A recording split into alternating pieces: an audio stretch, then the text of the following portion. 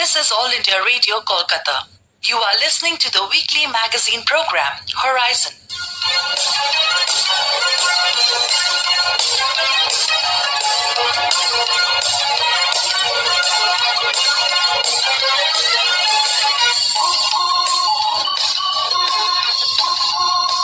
Today's discussion is on biodiversity and ecosystem. The participants are Dr. Uttiya Chattopadhyay, lecturer, and Professor Debika Banerji from the Bhawanipur Education Society. We are at studio to discuss on the topic biodiversity and our ecosystem. Dr. Banerji, as we are going to discuss about the biodiversity and our ecosystem, and we all know that recent calamity is going on in Joshimath. So in that context, I would like to ask you that what is biodiversity? What is its relationship with our ecosystem? Biodiversity has many scientific definitions. The underlying factor or component which has been coined or termed as geodiversity. I want to say here that geodiversity is a recent concept developed through early research in the 2000s, which recognizes earth forms, landforms, and processes shaping these landforms as aspects which exist on the surface of the earth. So to make this definition a little bit simpler, I would say that geodiversity is the various geographical landforms that we see on the surface of the earth. And let's take examples here. For example, we have Himalayas, which can be considered as one type of geodiversity. You have the Gangetic plains, you have the coastal plains, you have the deserts. All of these can be termed as different types of geodiversity or geodiversity regions. These geodiversity regions and each will have its different ecosystems or biodiversity. So in order for proper conservation efforts that need to be put in case of preserving biodiversity, we should focus on the geodiversity of a particular place. So for a bottoms-up approach, geodiversity first is very important in protecting biodiversity. I think, give another example here. So if we look at wetlands, our very own East Kolkata wetlands, a Ramsar site, it has a thriving biodiversity, unique in its own way. Here, we need to look at wetlands as a geographical entity and not just as a biodiversity hotspot.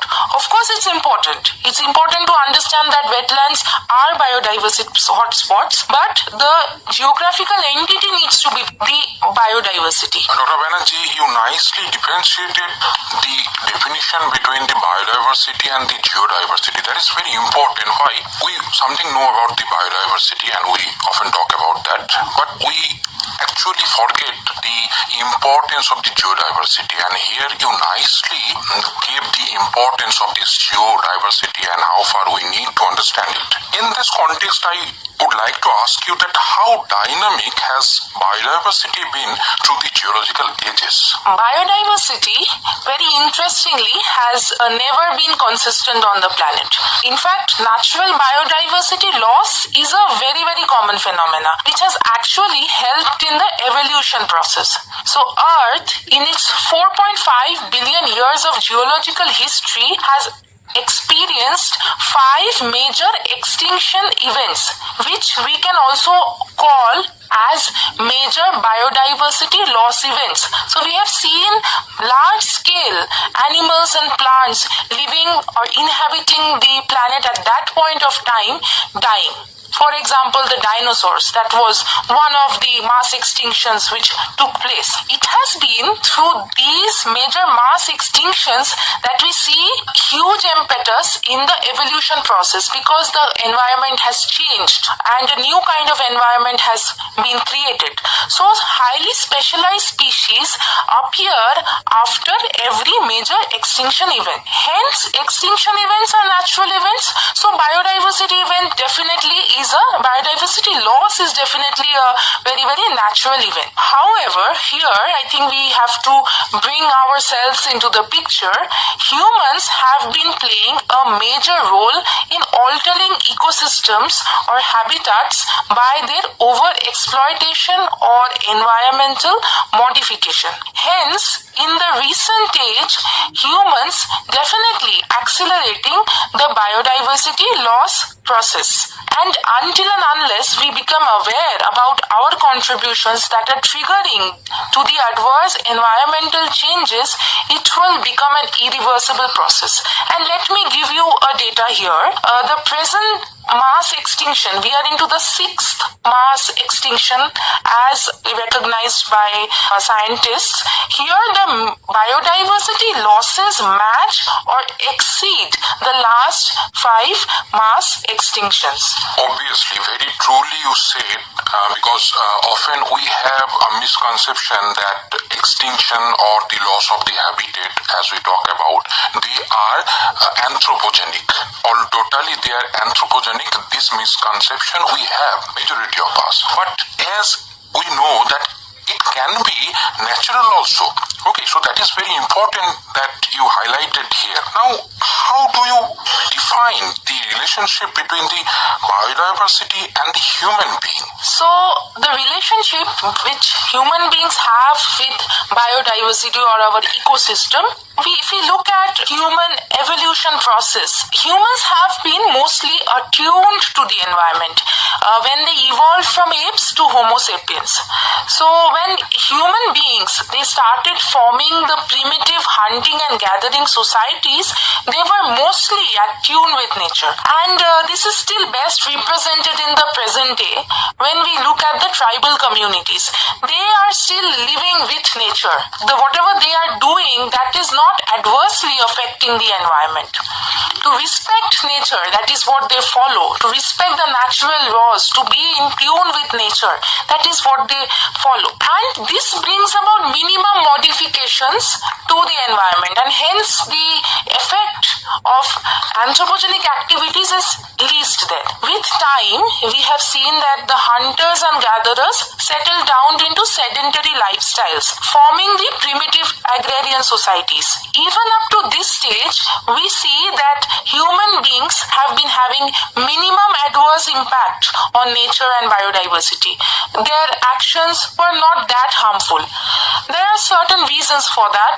The human population of the world was low and it was concentrated in certain pockets of the world also. This was a very important reason also. So definitely less number of people, they could not, even if they were doing some kind of harmful environmental practice, the environment had the time to recover because people were few in number. So that recovery period was higher. It is seen that it is only during the post-industrialization process that we have seen a mass-scale destruction of natural resources and exploitation of the earth. And this has led to the development of deep scars on the surface of the earth. And I'm calling it scars because it's irreversible in most cases and nothing much can be done about it. We have seen the 2 world wars and many such wars, even today we can see them, which have unleashed horrors on the planet. And though it leapt into a technological know-how and scientific knowledge, it led to a mass destruction of ecosystems.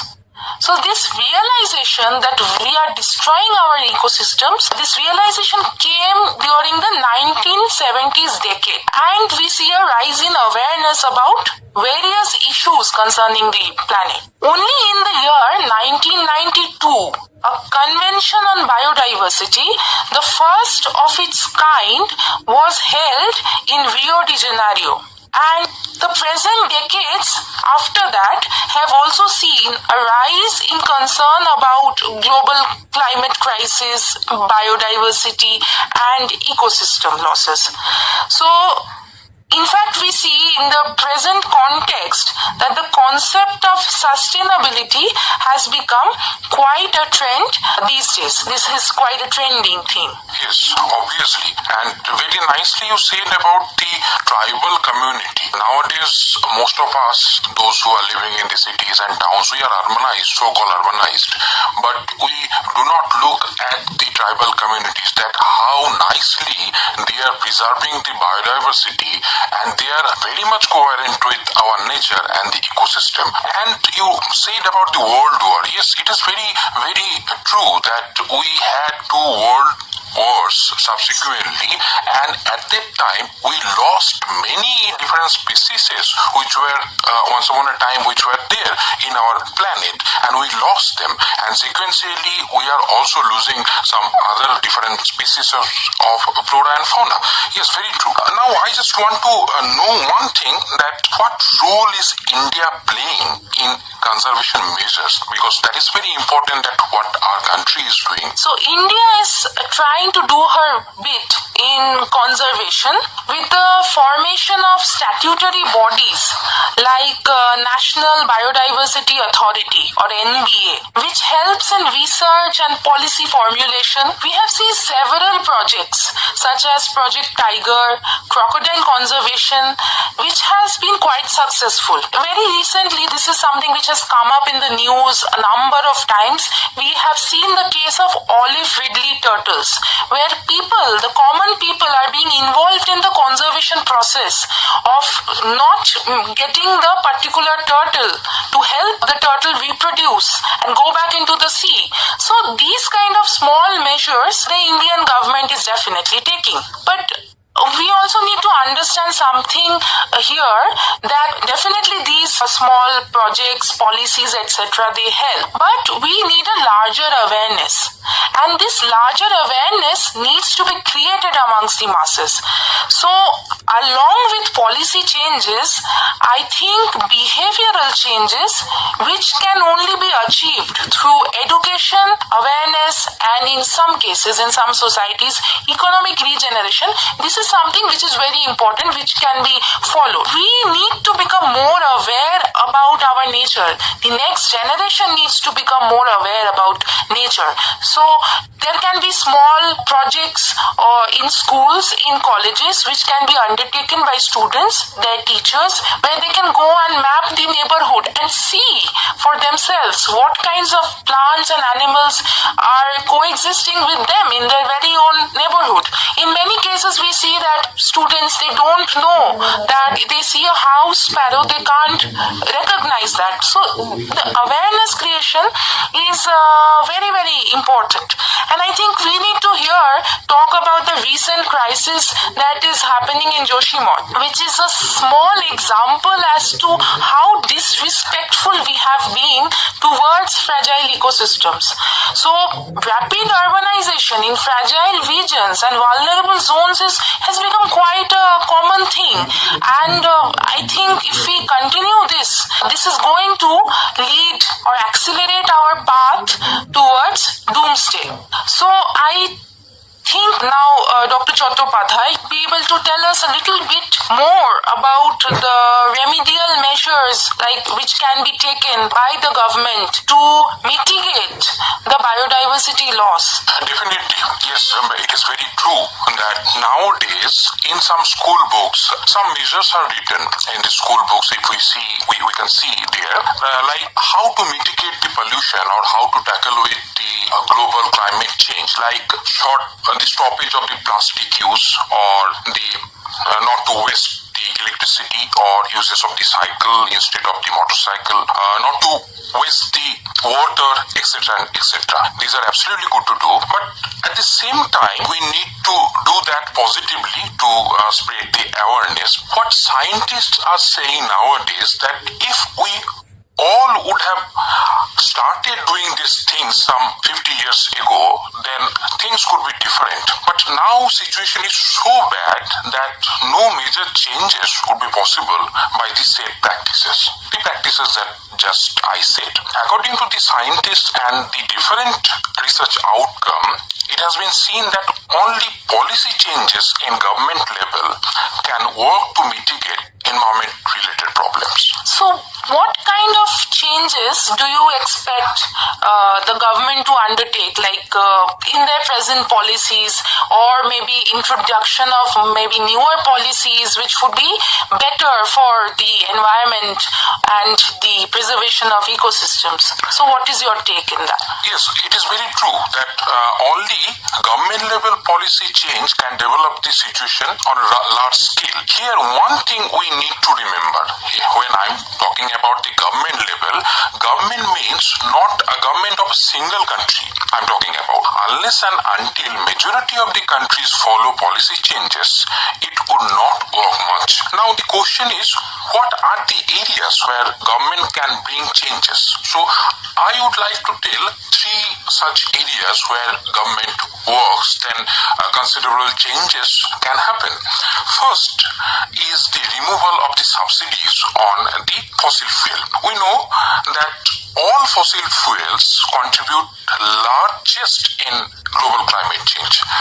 If I give you one statistic, you can understand what I'm talking about. Over 75% of the global greenhouse gas emissions and 90% of all carbon dioxide emissions happen due to the fossil fuel. Now the question is, if subsidies on fossil fuel are reduced or if it is totally removed, then prices of the fossil fuel will hike and in turn it will reduce down the number of the cars on road. So you think that apart from this, Yes, you are yes. talking of any other measures? Yes, obviously. Apart from this is one, as I told you.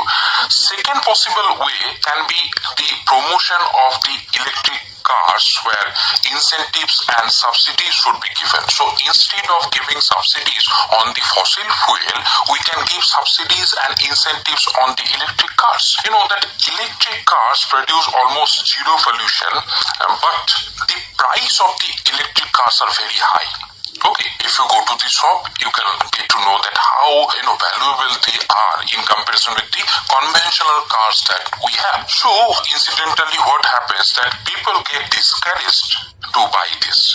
So, government should subsidize these cars so that people can buy this car at lower cost and that can be affordable. Yes, government is doing, several other governments of the different countries, they are also subsidizing this, but we have to think further. Okay, so how to make it affordable so that we can buy those electric vehicles and the pollution level can be zero. Next, the third number that is very important in combating the problem of climate change, the most effective way is the carbon taxing. This carbon taxing is still not known to the many persons, many of us. Why? Because it is still not largely implemented. That's why we have remained ignorant of that. Okay, so first we need to understand that what is this carbon taxing? In every industrial production, or if you burn the fossil fuel, then it produces huge amount of the carbon in the form of the carbon dioxide. Now, if a country produces more carbon dioxide than it is supposed to or it is assigned to, then that country needs to give a penalty amount for that extra pollution or the extra carbon dioxide. That is actually carbon taxing in simple word. So largely it is a kind of pollution tax. Okay, now charging pollution tax on a country or on a company will ultimately discourage them to use fossil fuel and it will force them to incline towards the non-conventional sources of the energy. Now, already you know that 35 countries have implemented that carbon tax in their country. But here, one thing is very important, that we have almost 200 countries in our world. So most of us should implement this carbon taxing as soon as possible. Only then a sea change can happen. MIT research, they are showing that among all the possible ways that we have to combat with this global climate change or the loss of the biodiversity, this carbon taxing has the highest effect. Already long back in 1991, Sweden and Norway, they have implemented this. So there is a lot of hope, we can see that. So But apart from these policy level changes which the governments can take, can we as individuals do anything to save the ecosystem and preserve biodiversity? Like, is there any way in which we can contribute to this? Yes, why not?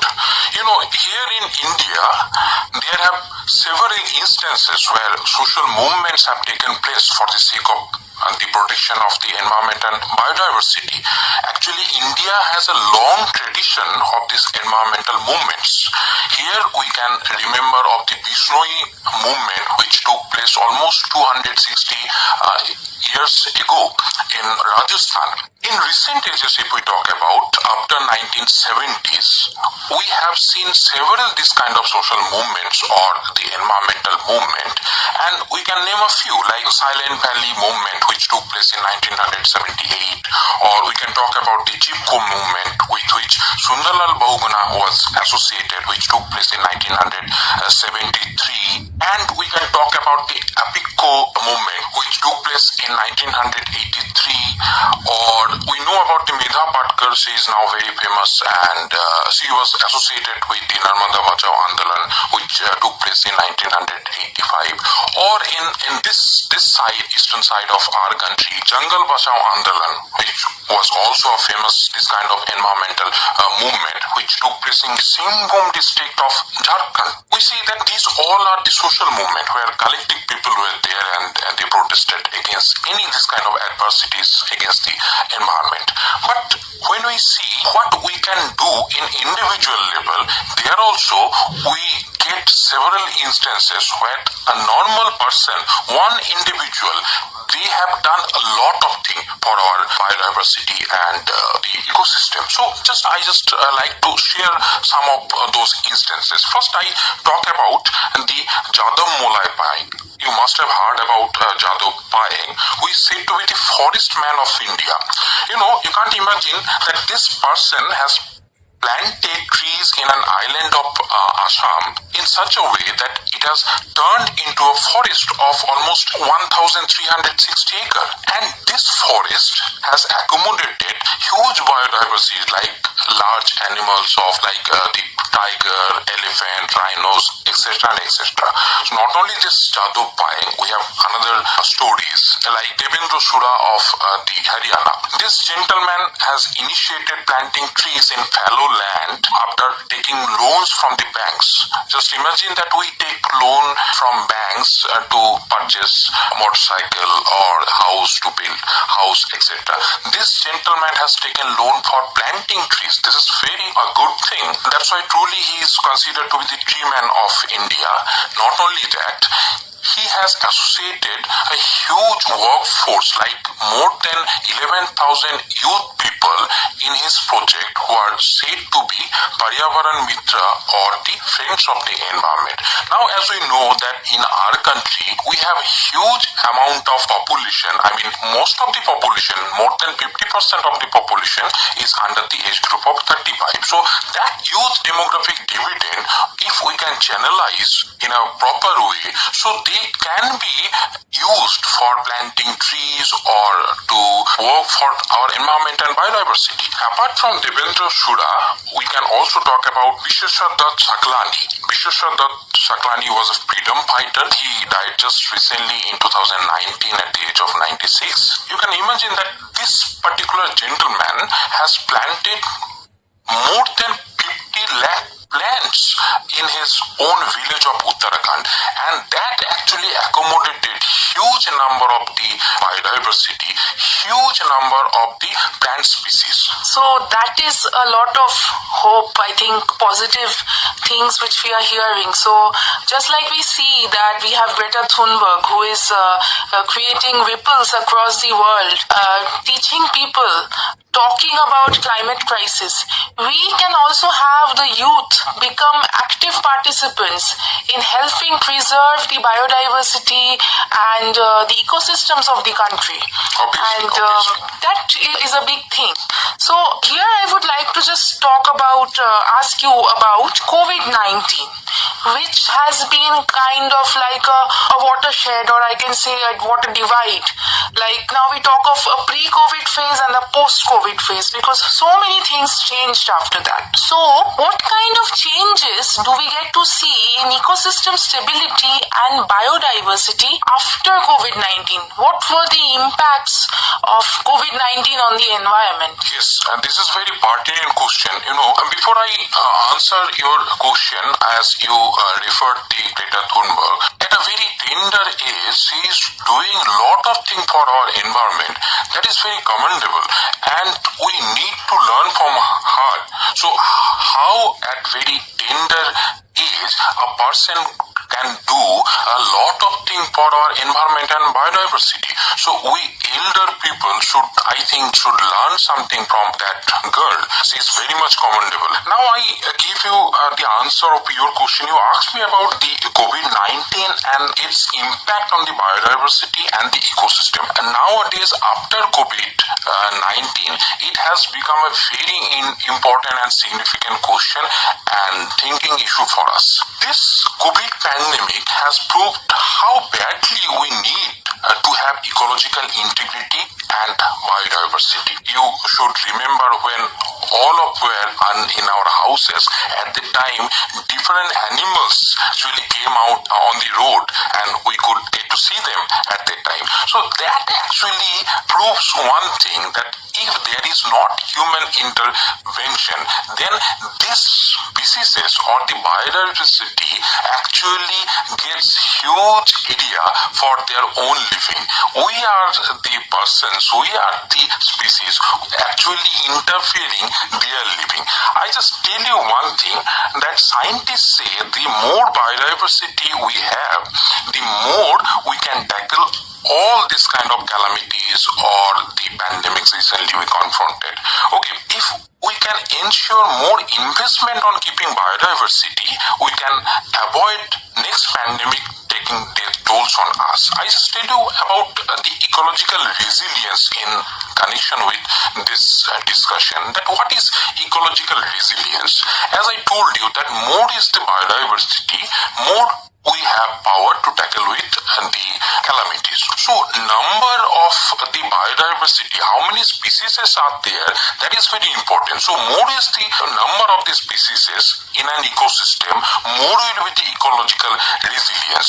Now we need this ecological resilience to avoid the kind of problems we are facing in Joshimot. At the outset of our discussion, we talked about the Joshimot, and that is very burning issue nowadays. So here we need to remember about this resilience. There must have been the lack of that resilience which is causing a very negative toll on the Joshimot, I think. So what need to do, what need to be done in this respect?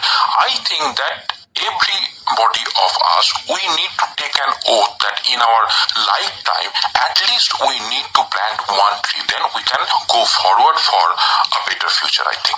So here we had a very good discussion, both of us, and I think that we have tried to cover few portion of the biodiversity and our ecosystem. Though we know that this biodiversity and the ecosystem is a very large topic to discuss, but at least I think, what do you think, Dr. Banerji, that we have tried to highlight some burning issues on our we have maybe just scratched the surface of the topic, but at least I think certain major, like what we felt we should talk about, I think certain major points were discussed. Yes, obviously.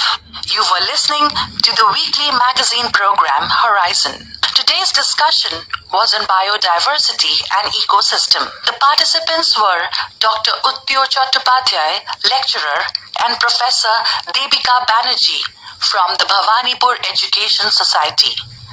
This program was edited by Shiranjan Das and produced by Rita Dey.